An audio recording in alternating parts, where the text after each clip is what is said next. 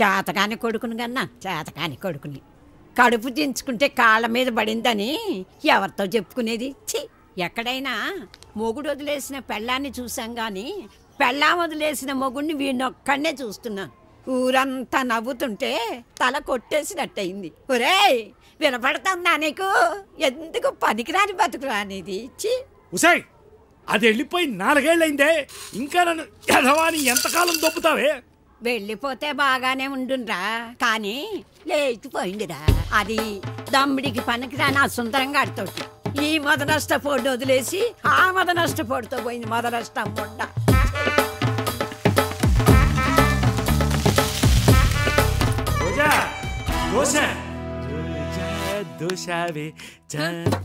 రోజా, దోశ మాడిపోయింది.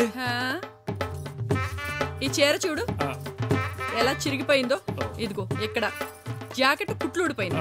ఈ చీర జాకెట్ ఎంత బాగున్నాయో ఆ దోశ కూడా అంతే బాగుంది. మూసుకుని తినగలిగితే తిను, లేకపోతే చీర జాకెట్ కొనిపెట్టు. నా కొడుక్కి మాడిపోయిన దోశ పెట్టావా? వాడు చూడు ఆకలితో పోతున్నాడు, నువ్వు మాత్రం 3 పూటల మెక్కవే. నోర్మై, సంవత్సరం నుంచి ఇదే చీర జాకెట్ తో తిరుగుతున్నాను. పెళ్ళానికి జాకెట్ కూడా కొనిపెట్టలేనోడికి ఆ మాడిపోయిన దోశ ఎక్కువ. నీ కొడుకు కంటే ఆ బట్టలు కొట్టి సుందరం బెటర్. నేను కనపడగానే రోజా స్టాక్ వచ్చింది, చీర కావాలా రైక్ కావాలా అని ప్రేమగా అడుగుతాడు. నిజం మడిపోను.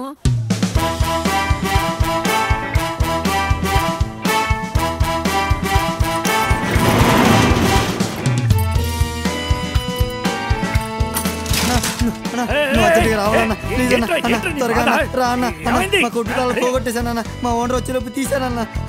లేకపోతే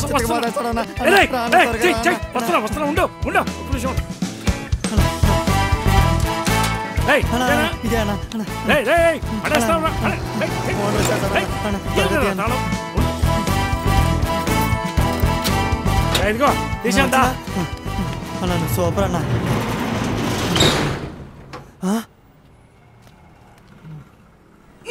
ఇది కదా తీయాల్సింది.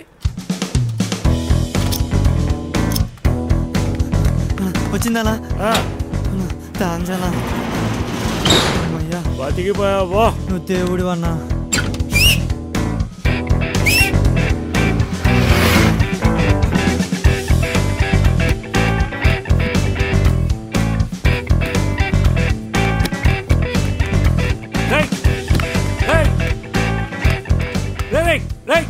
సైకిల్ మర్చిపోయావరా?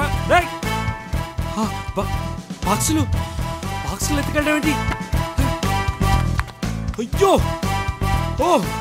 దొంగలు! ఈ చీర చూడు ఎలా చిరిగిపోయిందో. మూసుకుని తినగలిగితే తిను, లేకపోతే చీర జాకెట్ కొనిపెట్టు.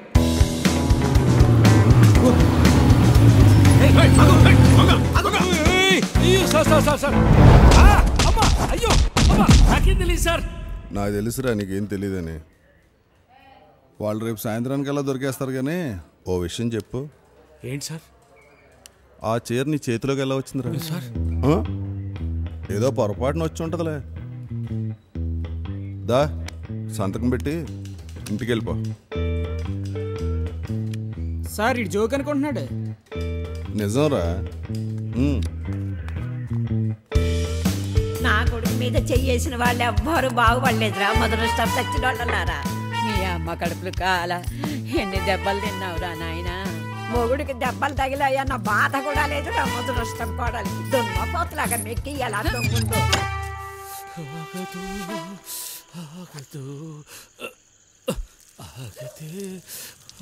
ముందుకు సాగదు. అయిపోయి పబ్లిక్.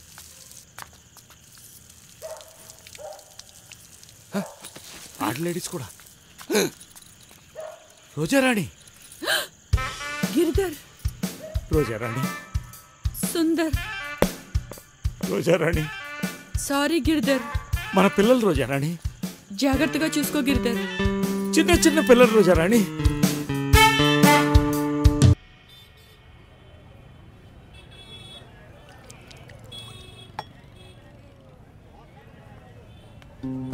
రేయ్, ఇల్లరా రాయలాగా ఇటు దగ్గర్రా రా. టైం ఎంత అయిందిరా? టైం ఎంత అయింది?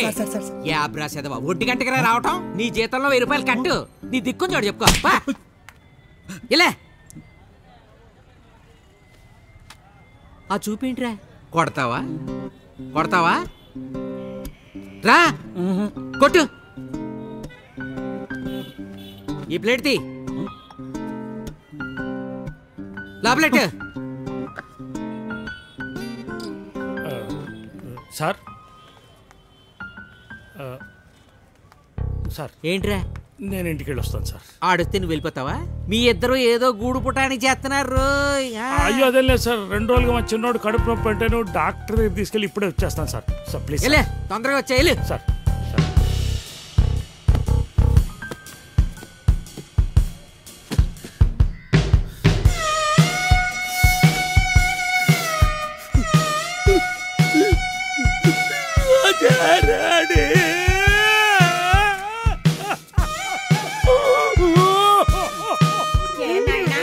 ఊరంతా తిరిగి ఏం వెలగబెడుతున్నావు? ఇంట్లో ముసలితుంది, దానికి మోకాళ్ళ నొప్పులు, ఏదైనా మందు ఇద్దామని ఏమీ లేదు. నిన్నేరా మదరసముండా కొడుక, చేతకాని కొడుకును కన్నా చేతకాని కొడుకు. కడుపు దించుకుంటే కాళ్ళ మీద పడిందని ఎవరితో చెప్పుకునేది? ఛీ!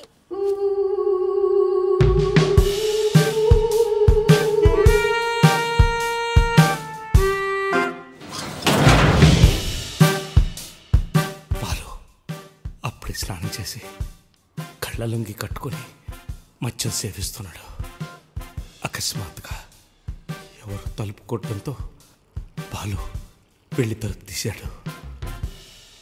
సునంద ఒక్క పాలరాతి శిల్పంలా నిలబడింది. అప్పుడే ఆఫీస్ నుంచి వచ్చిన సునంద అలసిపోవడం వల్ల స్నానం చేయడానికి బాత్రూంలోకి వెళ్ళింది. బయట పాలు ఊహలు కోడలు తాడుతున్నాయి. సునంద స్నానం చేసి తెల్లటి శరీరంపై పచ్చటి తువాలు కట్టుకొని కనిపించని అందాలతో బాత్రూంలోంచి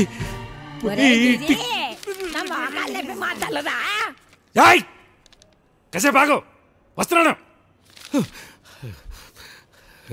సునంద స్నానం చేసి తెల్లని శరీరంపై పచ్చని తువాలు కట్టుకుని కనిపించని అందాలతో బాత్రూమ్ నుంచి బయటికి వచ్చి అక్కడెక్కడ ఉంటుంది చూడవే. ఇంకొకసారి గొంతెత్తావంటే పిసికేస్తాను. అసలే కసి మీద ఉన్నాను. సునంద అప్పుడే స్నానం చేసి బాత్రూమ్ నుంచి బయటకు వచ్చేసి ముసలి